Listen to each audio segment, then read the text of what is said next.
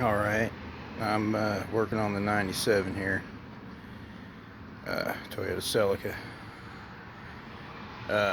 So I figured out the alarm system, which on the 97 is located in a different place,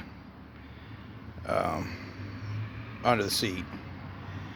And I noticed the guy that showed me that, I think he had a Toyota 4Runner 97. He needed to work out his beeping mechanism. Well, there's mine right there. Let's get some light on it.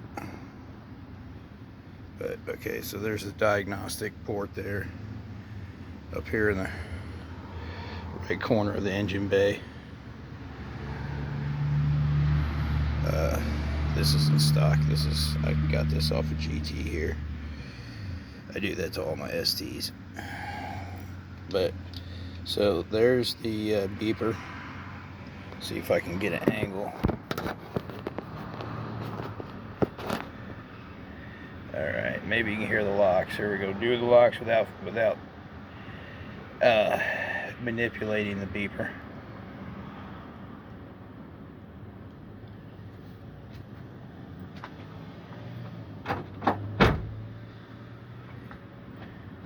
Gotta have the door closed.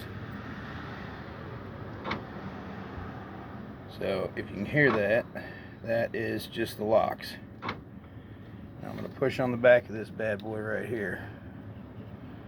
Right on the back housing here, the back of it. And there's your beeping. So I'm just pushing on the back of that right there. And it's just, as you can see, as far as I know, that's how it came factory, strapped onto that wire harness there like that.